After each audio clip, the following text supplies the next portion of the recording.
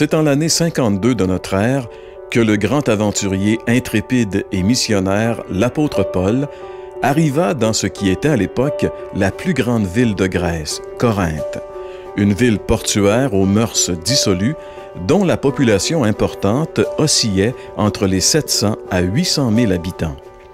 Prenant son courage à deux mains, il proclama la bonne nouvelle de l'Évangile dans cette ville et, à son grand étonnement, une de ses églises les plus prolifiques allait y naître.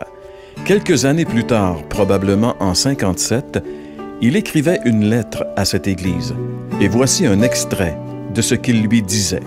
« Ainsi, celui qui est uni au Christ est une nouvelle créature. Ce qui est ancien a disparu, voici, ce qui est nouveau est déjà là. Tout cela est l'œuvre de Dieu qui nous a réconciliés avec lui par le Christ et qui nous a confié le ministère de la réconciliation. En effet, Dieu était en Christ, réconciliant les hommes avec lui-même sans tenir compte de leurs fautes, et il a fait de nous les dépositaires du message de la réconciliation. Nous faisons donc fonction d'ambassadeurs au nom du Christ, comme si Dieu adressait par nous cette invitation aux hommes. C'est au nom de Christ que nous vous en supplions. Soyez réconciliés avec Dieu. Celui qui était innocent de tout péché, Dieu l'a condamné comme un pécheur à notre place, pour que dans l'union avec le Christ, nous soyons justes aux yeux de Dieu. »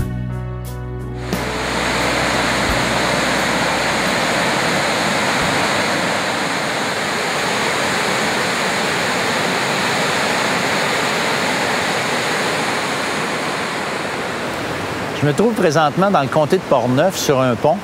Puis comme vous voyez, le pont n'a pas l'air nécessairement très impressionnant, mais quand je regarde en bas, c'est un petit peu plus impressionnant. En vérité, imaginez si ce pont-là tombait aujourd'hui, qu'est-ce qui pourrait arriver? Et chacun d'entre nous, on serait probablement très disposé à arrêter les voitures qui viennent sur ce pont-là pour éviter la catastrophe.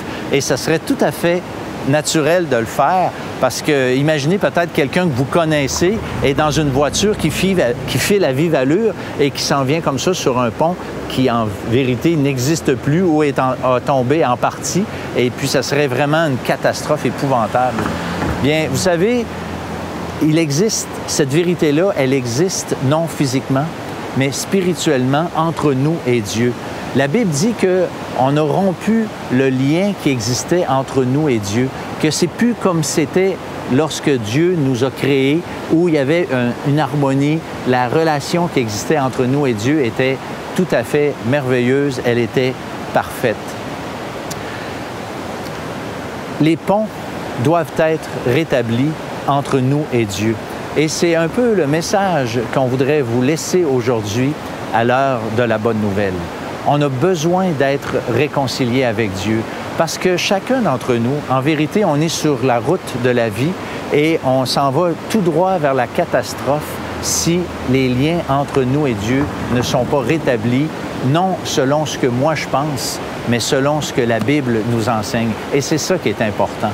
Et à cause de ça, permettez-moi de vous dire franchement que la situation, elle est grave et il y a aussi une urgence d'être réconcilié avec Dieu. En ce qui concerne la gravité de la situation, le prophète Ésaïe, 700 ans avant Jésus-Christ, l'a exprimé de la façon suivante. Il a dit: « Ce sont vos crimes qui mettent une séparation entre vous et votre Dieu.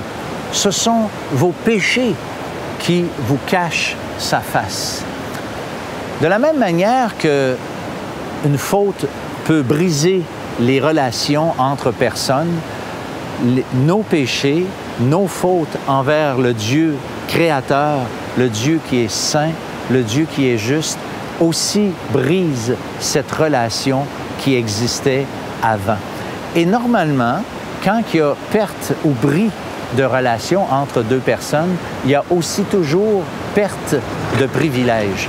Il y a un de mes amis, qui a 3 filles, au début vingtaine, desquelles il a encore la charge, et chacune d'entre elles a une carte de crédit au nom du papa. Et moi, quand il m'a dit ça, j'ai dit « Wow, tu leur fais vraiment confiance ». Mais en vérité, il avait raison de leur faire confiance. Mais imaginez maintenant si la chicane pognerait dans la maison, s'il y avait un bris de relation. Est-ce que vous pensez que les cartes de crédit seraient toujours valides? C'est certain que ça serait probablement une des premières choses comme privilège qui disparaîtrait comme entre le père et ses filles. Mais vous savez, entre nous et Dieu, il y a aussi cette perte de privilège-là. Parce que la ligne, pour ainsi dire, entre nous et Dieu a été vraiment brouillée à cause du péché. La ligne est maintenant plus comme elle était avant.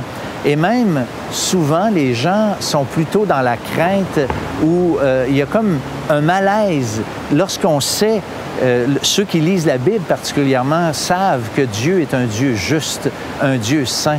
Et il y a un malaise de s'approcher de Dieu lorsqu'on réalise que nous, on est aussi des pécheurs par rapport à un Dieu comme ça qui est saint.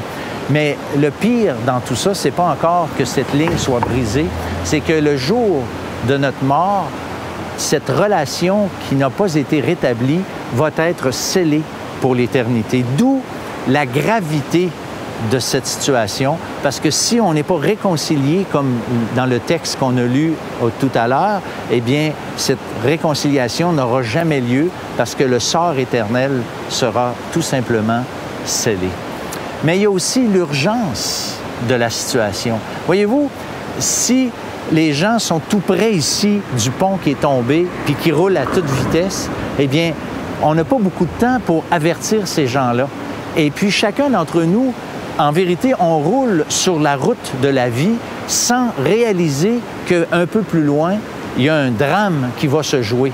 Et moi, je suis impressionné parce qu'il y a une de mes amies, une jeune femme en vérité, qui est infirmière.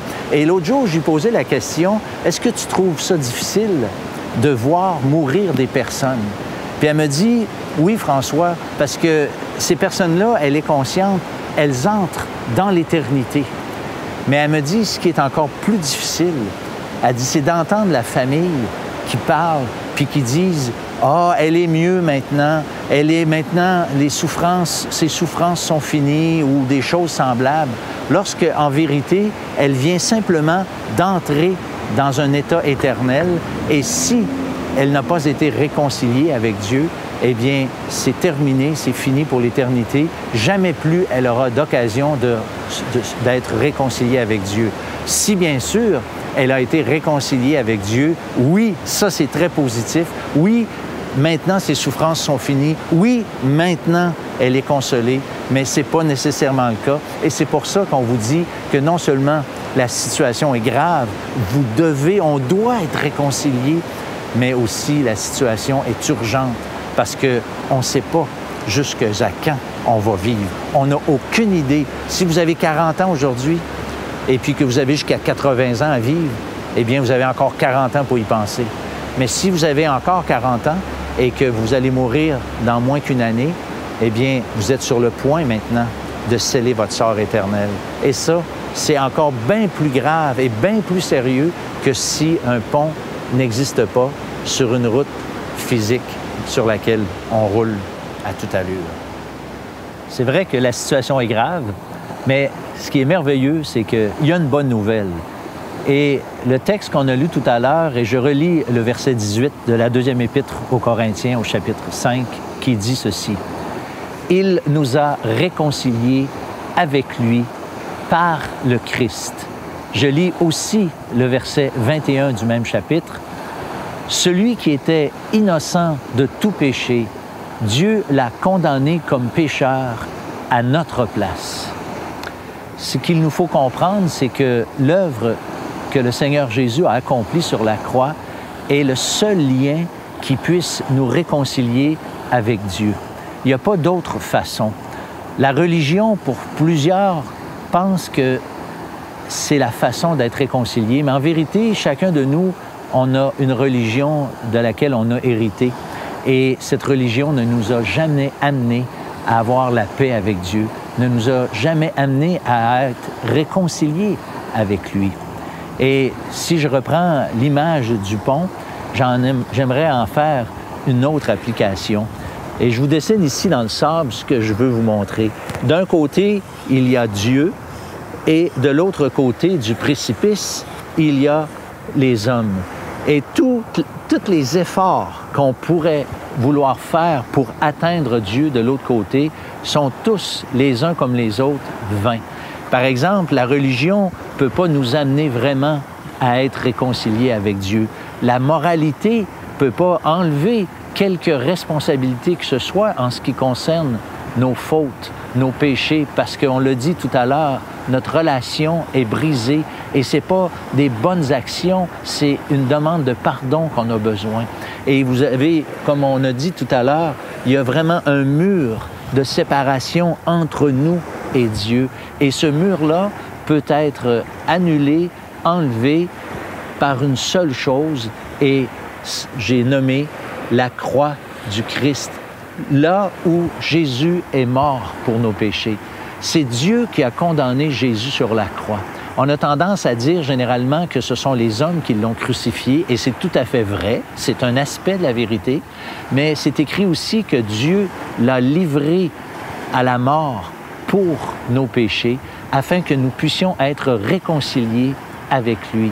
De telle sorte que ce qui nous reste à faire comme être humain pour reprendre vraiment cette relation brisée avec Dieu, c'est de traverser de l'autre côté par la foi sur ce pont spirituel, pour ainsi dire, qui va nous amener à Dieu. Et c'est vraiment la seule façon d'être réconcilié avec Dieu. Alors, je vous pose la question, de quel côté êtes-vous? Avez-vous déjà été réconcilié avec Dieu en passant par la croix, ou vous voulez être réconcilié avec Dieu, mais vous avez essayé toutes sortes de choses qui, jusqu'à maintenant, ont bien fait la preuve que ça ne fonctionne pas. Alors, si vous voulez que ça fonctionne, il ne faut pas prendre l'idée que les hommes peuvent apporter, mais il faut prendre le plan de Dieu qui seul est efficace. Et Jésus est mort pour chacun d'entre nous. Il est mort pour mes péchés, il est mort pour vos péchés. Et Dieu maintenant veut et est prêt de vous pardonner, mais pour ce qui vous concerne, vous devez faire le pas, ce pas de foi qui passe par la croix et qui vous amène à Dieu.